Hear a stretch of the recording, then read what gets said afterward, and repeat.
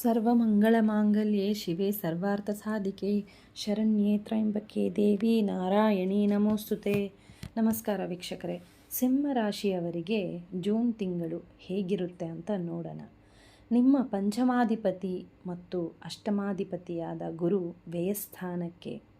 ನಿಮಗೆ ಖರ್ಚು ವೆಚ್ಚ ಹೆಚ್ಚಾಗಬಹುದು. ಈ ಸಂದರ್ಭದಲ್ಲಿ ಯಾವುದಕ್ಕೆ ಖರ್ಚಾಗುತ್ತೆ ಅಂದರೆ ನಿಮ್ಮ ಯೋಗಕ್ಷೇಮಗೋಸ್ಕರ ಖರ್ಚು, ಪ್ರಯಾಣ ಮಾಡೋ ಸಂದರ್ಭ ಬರುತ್ತೆ, ಅದಕ್ಕೂ ಖರ್ಚು ಆಗೋ ಸಾಧ್ಯತೆ ಇದೆ. ಅಥವಾ ಬೇರೆ ಸ್ಥಳಕ್ಕೆ ಹೋಗೋ ಅನಿವಾರ್ಯ ಬರಬಹುದು. ಮನೆ ಶಿಫ್ಟಿಂಗ್ ಮಾಡೋದು ಅಥವಾ ಬೇರೆ ಊರಿಗೆ ಹೋಗಬೇಕಾಗೋ ಸಂದರ್ಭ ಬರ್ಬೋದು. ಅದರಿಂದನೂ ಖರ್ಚು ಬಂದೇ ಬರುತ್ತೆ.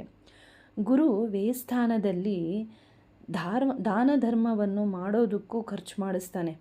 ದಾನ ಧರ್ಮ ಮಾಡಬೇಕಂತ ನಿಮ್ಮ ಮನಸ್ಸಿಗೆ ಅನಿಸುತ್ತೆ, ಅದರಿಂದನೂ ಖರ್ಚು ಆಗೇ ಆಗುತ್ತೆ. ಈ ಸಂದರ್ಭದಲ್ಲಿ ನೀವು ಏನು ದಾನ ಧರ್ಮ ಮಾಡ್ತೀರಲ್ವಾ, ಅದೇ ನಿಮಗೆ ಪೂರ್ಣ ಪರಿಣಾಮ ನಿಮಗೆ ಮುಂದಿನ ದಿನಗಳಲ್ಲಿ ನಿಮಗೆ ಸಿಗುತ್ತೆ. ಮನದಲ್ಲಿ ಅರಿವು ಮೂಡಿಸ್ತಾನೆ ಗುರು. ಇಲ್ಲಿ ನಿಮ್ಮ ಕರ್ಮದ ಬಗ್ಗೆ ಆಳವಾಗಿ ಅರಿತುಕೊಳ್ಳೋಕ್ಕೆ ಈ ಸಮಯ ನಿಮಗೆ ಅವಕಾಶ ಮಾಡಿಕೊಡುತ್ತೆ. ಅದರಿಂದಾಗಿ ಬದಲಾವಣೆಗಳನ್ನು ನೀವೇ ಗಮನಿಸಬಹುದು ನಿಮ್ಮ ಜೀವನದಲ್ಲಿ. ನಿಮ್ಮ ಒಲವು ಆಧ್ಯಾತ್ಮಿಕದ ಕಡೆಗೆ ಜಾಗೃತಿ ಮೂಡಿ ಜ್ಞಾನದ ಮೂಲಕ ಪ್ರಗತಿಯನ್ನು ನೀವು ಕಾಣ್ತೀರಾ. ಗುರುವಿನ ಸಂಚಾರದ ಅವಧಿ ನಿಮ್ಮನ್ನು ಪ್ರಬಲವನ್ನಾಗಿ ಮಾಡಲು, ಅದರಿಂದ ನೀವು ಮುಂಬರುವ ದಿನಗಳಲ್ಲಿ ಅತ್ಯಂತ ಪ್ರಬಲ ವೃತ್ತಿ ಜೀವನಕ್ಕೆ ಸಿದ್ಧಪಡಿಸುತ್ತಾನೆ ಗುರು. ನಿಮ್ಮ ಮನಸ್ಸಿನ ಶಾಂತಿಗೋಸ್ಕರ ನೀವು ಹೆಚ್ಚು ಗಮನ ವಹಿಸ್ತೀರಾ. ಈ ಸಂದರ್ಭದಲ್ಲಿ ಮೆಡಿಟೇಷನ್, ಧ್ಯಾನ, ಎಮೋಷನ್ಸ್ನ ಸರಿಪಡಿಸ್ಕೊಳ್ಳೋಕ್ಕೆ ಇದು ಉತ್ತಮ ಸಮಯ.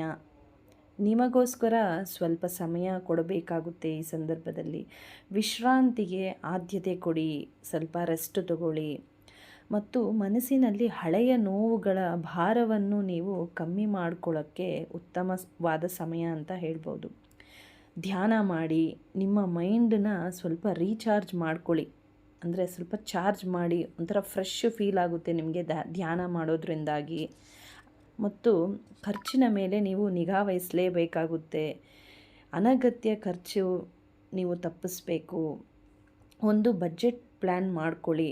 ಅದರ ಪ್ರಕಾರನೇ ನೀವು ನಡೆದ್ರೆ ಜಾಸ್ತಿ ಪರ್ಚೇಸಿಂಗ್ ಮಾಡೋದನ್ನು ನೀವು ಕಮ್ಮಿ ಮಾಡ್ಕೋಬೇಕು. ನಿಮ್ಮ ಸ್ವಂತ ಬೆಳವಣಿಗೆಗೋಸ್ಕರ ನೀವು ಖರ್ಚು ಮಾಡಿದ್ರೆ ತೊಂದರೆ ಇಲ್ಲ. ಆದರೆ ಐಷಾರಾಮಿ ವಸ್ತುಗಳಿಗೆ, ಬೇಡದೇ ಇರೋ ವಸ್ತುಗಳಿಗೆಲ್ಲ ನೀವು ಖರ್ಚು ಮಾಡೋದು, ಲಕ್ಸುರಿ ಐಟಮ್ಸ್ ಮೇಲೆ ಖರ್ಚು ಮಾಡೋದೆಲ್ಲ ನೀವು ಸ್ವಲ್ಪ ತಪ್ಪಿಸ್ಬೇಕಾಗುತ್ತೆ. ನೀವು ಅವಾಯ್ಡ್ ಮಾಡಬೇಕು. ಅನಗತ್ಯ ಖರ್ಚು ಬೇಡ. ಪ್ರತಿ ಗುರುವಾರ ದಾನ ಮಾಡಿ, ಯಾರಿಗಾದರೂ ಬಡವರಿಗೆ ಏನಾದರೂ ಅವ್ರಿಗೆ ಬೇಕಾಗಿರೋ ವಸ್ತು ದಾನ ಮಾಡಿ, ಮತ್ತು ಗುರುವಾರದೊಂದು ಗುರು ದರ್ಶನ ಮಾಡಿ, ಮತ್ತು ಪ್ರತಿದಿನ ಗುರುಮಂತ್ರವನ್ನು ಹೇಳ್ಕೊಳ್ಳಿ. ಜೂನ್ 8ರವರೆಗೂ ಶುಕ್ರ ಬಂದು ಲಾಭಸ್ಥಾನದಲ್ಲಿರೋದ್ರಿಂದಾಗಿ ಹೂಡಿಕೆಗಳಿಂದ ಲಾಭ ಮತ್ತು ಉಳಿತಾಯದಲ್ಲಿ ಅನುಕೂಲಕರವಾಗಿ ಇರುತ್ತೆ ಮತ್ತು ಅತ್ಯಂತ ಶುಭ ಹೇಳ್ಬೋದು ಶುಕ್ರನ ಸಂಚಾರ ಲಾಭಸ್ಥಾನದಲ್ಲಿ. ಜೂನ್ 8ರ ನಂತರ ಶುಕ್ರ ಬಂದು ವ್ಯಯಸ್ಥಾನಕ್ಕೆ ಗುರುವನ್ನು ಸೇರೋದ್ರಿಂದಾಗಿ ನಿಮ್ಮ ಗಮನ ಎಲ್ಲ ಮನೆಯ ಸೌಕರ್ಯಗಳ ಮೇಲೆ ಇರುತ್ತೆ. ಐಷಾರಾಮಿ ವಸ್ತುವಿನ ಮೇಲೆ ಖರ್ಚು ಮಾಡ್ತೀರಾ ನೀವು. ಕುಟುಂಬದವರ ಜೊತೆ ಸಂತೋಷದ ಕ್ಷಣಗಳು ಇರುತ್ತೆ ಮತ್ತು ಭಾವನಾತ್ಮಕವಾದ ಬಾಂಧವ್ಯ ಮತ್ತು ಮನೆಯಲ್ಲಿ ತುಂಬ ಆರಾಮಾಗಿ ಇರಲು ನೀವು ಬಯಸ್ತೀರಾ. ಈ ಸಂದರ್ಭದಲ್ಲಿ ಜೂನ್ 15ರವರೆಗೂ ನಿಮ್ಮ ರಾಶ್ಯಾಧಿಪತಿಯಾದ ಸೂರ್ಯ ಬಂದು ಕರ್ಮಸ್ಥಾನದಲ್ಲೇ ಸಂಚಾರವನ್ನು ಮಾಡ್ತಾನೆ. ಅದರಿಂದಾಗಿ ಉದ್ಯೋಗದಲ್ಲಿ ತುಂಬಾ ಉತ್ತಮವಾಗಿರುತ್ತೆ. ಕರಿಯರ್ ವಿಚಾರದಲ್ಲಂತೂ ಒಳ್ಳೆ ರೆಕಗ್ನಿಷನ್, ಅಂದರೆ ಗುರುತು ಸಿಗುತ್ತೆ ಮತ್ತು ಒಳ್ಳೆ ಅಭಿವೃದ್ಧಿ ತಂದುಕೊಡುತ್ತೆ ಸೂರ್ಯ ದಶಮ ಸ್ಥಾನದಲ್ಲಿ, ಕರ್ಮಸ್ಥಾನದಲ್ಲಿ ಇರೋದ್ರಿಂದಾಗಿ. ಜೂನ್ 15ರ ನಂತರ ಸೂರ್ಯ ಬಂದು ಕರ್ಮಸ್ಥಾನದಿಂದ ಲಾಭಸ್ಥಾನಕ್ಕೆ ಸಂಚಾರವನ್ನು ಮಾಡ್ತಾನೆ. ಆ ಸಮಯದಲ್ಲಿ ಸೂರ್ಯನ ಸಂಚಾರ ನಿಮಗೆ ಆರ್ಥಿಕದಲ್ಲಿ ಲಾಭವನ್ನು ತಂದುಕೊಡ್ತಾನೆ. ಲಾಭ ನೋಡ್ತೀರಾ ನೀವು, ಒಳ್ಳೆ ಲಾಭ ಬರುತ್ತೆ. ನೆಟ್ವರ್ಕಿಂಗ್ ಮಾಡೋರಿಗೆ ಒಳ್ಳೆ ಯಶಸ್ಸು ಸಿಗುತ್ತೆ. ನಿಮ್ಮ ಫ್ರೆಂಡ್ಸ್ ಸರ್ಕಲಿಂದನೂ ನಿಮಗೆ ಸಪೋರ್ಟ್ ಸಿಗುತ್ತೆ ಮತ್ತು ವಿಶೇಷವಾಗಿ ಅಧಿಕಾರಿಗಳಿಂದನೂ ಒಳ್ಳೆ ಬೆಂಬಲವನ್ನು ನೀವು ನಿರೀಕ್ಷಿಸಬಹುದು. ಜೂನ್ 20ನೇ ತಾರೀಕುವರೆಗೂ ಕುಜ ಬಂದು ನಿಮಗೆ ಭಾಗ್ಯಸ್ಥಾನದಲ್ಲಿ ಇರ್ತಾನೆ. ಕುಜ ನಿಮಗೆ ಅದೃಷ್ಟ ಮತ್ತು ಉನ್ನತ ತತ್ವಗಳನ್ನು ತರ್ತಾನೆ ಮತ್ತು ಅಧಿಕ ಮಹತ್ವಾಕಾಂಕ್ಷೆ ನಿಮ್ಮಲ್ಲಿ ಜಾಸ್ತಿ ಆಗುತ್ತೆ, ಆ್ಯಂಬಿಷನ್ಸ್ ಜಾಸ್ತಿ ಆಗುತ್ತೆ ಮತ್ತು ನಿಮಗೆ ಕುಜ ಇಲ್ಲಿ ಧೈರ್ಯ ಕೊಡ್ತಾನೆ. ಬೋಲ್ಡಾಗಿ ಆ್ಯಕ್ಷನ್ ಮತ್ತು ಡಿಸಿಷನ್ಸ್ ನಿರ್ಧಾರ ತಗೊಳ್ಳೋಕ್ಕೂ ತುಂಬಾ ಅನುಕೂಲ ಮಾಡಿಕೊಡ್ತಾನೆ. ಜೂನ್ 20ರ ನಂತರ ನಿಮ್ಮ ವೃತ್ತಿ ಜೀವನ ಒಂದು ಸೆಂಟರ್ ಸ್ಟೇಜ್ ಪಡೆಯುತ್ತೆ. ಆತುರ ಪಡದೆ ಈ ಸಂದರ್ಭದಲ್ಲಿ ಸ್ಥಿರವಾಗಿ ಮಾಡಿದ ಯೋಜನೆಗಳಿಗೆ ಪ್ರತಿಫಲ ಕೊಡ್ತಾನೆ ಕುಜ. ಅಧಿಕಾರಿಗಳಿಂದನೂ ನಿಮಗೆ ಗುರುತನ್ನು ತಂದುಕೊಡುತ್ತೆ. ಕುಜ ಇಲ್ಲಿ ನಿಮ್ಮ ಸಂಪತ್ತು ವೃದ್ಧಿಯಾಗೋಕ್ಕೂ ಈ ಸಮಯ ತುಂಬಾ ಅನುಕೂಲ ಮಾಡಿಕೊಡ್ತಾನೆ. ಆದರೆ ಏನೇ ನಿರ್ಧಾರಗಳನ್ನು ನೀವು ತೆಗೆದುಕೊಳ್ಬೇಕಾದ್ರೂ ಆತುರದಲ್ಲಿ ತೆಗೆದುಕೊಳ್ಬೇಡಿ.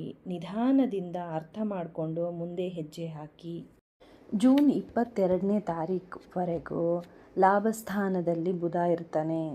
ಬುಧ ಇಲ್ಲಿ ನಿಮಗೆ ಅತ್ಯುತ್ತಮ ವಿಶ್ಲೇಷಣಾತ್ಮಕ ಸಾಮರ್ಥ್ಯವನ್ನು ನೀಡ್ತಾನೆ ಮತ್ತು ನಿಮ್ಮ ಕಮ್ಯುನಿಕೇಷನ್ ಸ್ಕಿಲ್ ಅಂದರೆ ಕೇಳಿಸ್ಕೊಳ್ಳೋದು ಮತ್ತು ಸ್ಪಷ್ಟವಾಗಿ ಮಾತಾಡೋದು ತುಂಬಾ ನಿಮಗೆ ಇಲ್ಲಿ ಒಳ್ಳೆ ಬುದ್ಧಿ ಜ್ಞಾನವನ್ನು ಕೊಡ್ತಾನೆ ಬುಧ.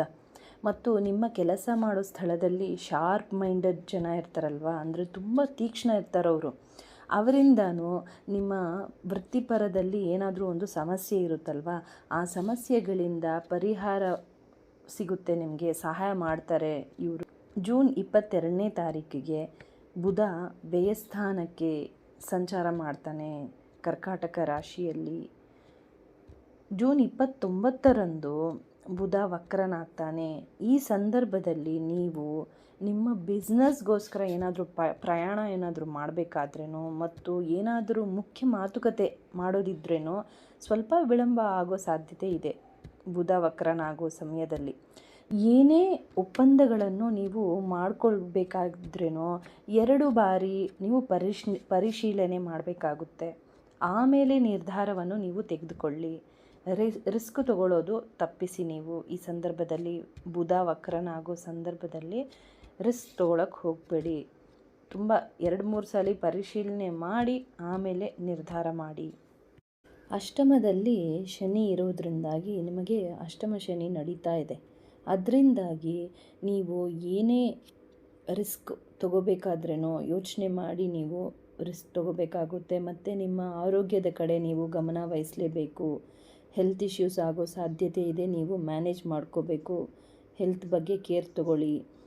ಶನಿ ಇಲ್ಲಿ ಏನಾದರೂ ಒಂದು ಅಡೆತಡೆಗಳನ್ನು ಕೊಡ್ತಾನೆ ಇರ್ತಾನೆ. ಆದರೆ ನೀವು ಆರೋಗ್ಯದ ಕಡೆ ಸ್ವಲ್ಪ ಗಮನ ವಹಿಸಿ ಒಳ್ಳೆಯ ಆಹಾರ ತೆಗೆದುಕೊಳ್ಳಿ. ಡಿಸಿಪ್ಲಿನ್ ಡಯಟ್ ಮಾಡ್ಕೋಬೇಕು. ನೀವು ರೂಟೀನಲ್ಲಿ ಚೆಕಪ್ಪು ಮಾಡ್ಕೊಳ್ಳಿ. ಏನಾದರೂ ಸ್ವಲ್ಪ ನಿಮ್ಮ ಆರೋಗ್ಯದಲ್ಲಿ ಸ್ವಲ್ಪ ಏರುಪೇರು ಕಾಣಿಸಿದ್ರೇನೋ ಅದಕ್ಕೂ ನೀವು ಚೆಕಪ್ ಮಾಡಿಕೊಂಡು ನಿಮ್ಮ ಬ್ಲಡ್ BP ಚೆಕ್ ಮಾಡ್ಕೊಳ್ಳಿ. ಆರೋಗ್ಯ ನೋಡ್ಕೊಳ್ಳಿ. ಸ್ಟ್ರೆಸ್ನ ಕಮ್ಮಿ ಮಾಡ್ಕೊಳ್ಳಿ. ಸ್ವಲ್ಪ ಧ್ಯಾನ ಮಾಡಿ. ಮತ್ತು ನಿಮ್ಮ ಕೋಪ ಮತ್ತು ಈಗೋನ ನೀವು ಕಂಟ್ರೋಲ್ ಮಾಡ್ಕೋಬೇಕು. ಏನೇ ರಿಯಾಕ್ಟ್ ಮಾಡೋಕ್ಕೆ ಹೋಗಬೇಡಿ. ನೀವು ಮಾತಾಡುವಾಗಲೂ ಅಷ್ಟೇ ಯೋಚನೆ ಮಾಡಿ ಮಾತಾಡಿ. ಕ್ಲಿಯರ್ ಕಮ್ಯುನಿಕೇಷನ್ ಇರೋದು ಉತ್ತಮ. ಕೇತು ನಿಮ್ಮದೇ ರಾಶಿನಲ್ಲಿ ಸಿಂಹರಾಶಿಯಲ್ಲೇ ಇರೋದ್ರಿಂದಾಗಿ ನಿಮಗೆ ತಪ್ಪು ತಿಳ್ಕೊತಾರೆ, ಮಿಸ್ಅಂಡರ್ಸ್ಟ್ಯಾಂಡಿಂಗ್ ಮಾಡ್ಕೊತಾರೆ ಜನರು. ಏನಾದರೂ ನಿಮ್ಮ ಬಗ್ಗೆ ಹೇಳೋದು ಆ ಥರ ಎಲ್ಲ ಆಗುತ್ತೆ. ಆದರೆ ನೀವು ಏನೇ ಈಗೋ ಮಾಡ್ಕೊಳ್ಳೋಕ್ಕೆ ಹೋಗಬೇಡಿ. ಈಗೋನ ಬಿಟ್ಟು ನೀವು ಡೌನ್ ಟು ಅರ್ತ್ ಇದ್ದು ತಾಳ್ಮೆ ಸಹನೆಯಿಂದ ಇರಿ. ರಾಹು ಇಲ್ಲಿ ಒಂದು ಭ್ರಮೆ ನಿಮ್ಮ ಮನಸ್ಸಲ್ಲಿ ಮೂಡಿಸ್ತಾನೆ ಮತ್ತು ಏನೋ ಒಂದು ನಿರೀಕ್ಷೆನೂ ನೀವು ಮಾಡಬಹುದು ನಿಮ್ಮ ಮದುವೆ ವಿಚಾರದಲ್ಲಿ. ಸಪ್ತಮದಲ್ಲಿ ರಾಹು ಇರೋದ್ರಿಂದಾಗಿ ನೀವು ಪಾರ್ಟ್ನರ್ಶಿಪ್ ಬಿಸ್ನೆಸ್ ಮಾಡೋರಿದ್ರೆ ಮತ್ತು ನಿಮ್ಮ ಸಂಗಾತಿಯ ಜೊತೆ ಏನೇ ಮಾತಾಡಿದ್ರೇನೋ ನೀವು ಕ್ಲಿಯರಾಗಿ ಕಮ್ಯುನಿಕೇಟ್ ಮಾಡಬೇಕು. ಕರೆಕ್ಟಾಗಿ ಮಾತಾಡಬೇಕು ಕೂತ್ಕೊಂಡು ಸ್ಪಷ್ಟವಾಗಿ. ಮತ್ತು ಅದನ್ನು ಬಗೆಹರಿಸ್ಕೊಳ್ಬೇಕು. ಮಿಸ್ಅಂಡರ್ಸ್ಟ್ಯಾಂಡಿಂಗ್ಗೆ ಅವಕಾಶ ಮಾಡಿಕೊಡ್ಬೇಡಿ. ಆರೋಗ್ಯವನ್ನು ನೋಡ್ಕೊಳ್ಳಿ, ಗಮನ ವಹಿಸಿ. ಮತ್ತು ಆತುರದ ನಿರ್ಧಾರಗಳು ಬೇಡ. ವೃತ್ತಿ ಜೀವನದಲ್ಲಿ ಪರಿಹಾರ ಬಂದು ಪ್ರತಿದಿನ ಸೂರ್ಯ ದೇವನಿಗೆ ಅರ್ಘ್ಯ ಅರ್ಪಿಸಿ, ಅಂದರೆ ನೀರನ್ನು ಅರ್ಪಿಸಿ. ಮತ್ತು ಶನಿದೇವರಿಗೆ ಎಳ್ಳೆಣ್ಣೆ ದೀಪ ಹಚ್ಚಿ. ತುಂಬಾ ಶುಭವಾಗುತ್ತೆ. ಧನ್ಯವಾದಗಳು.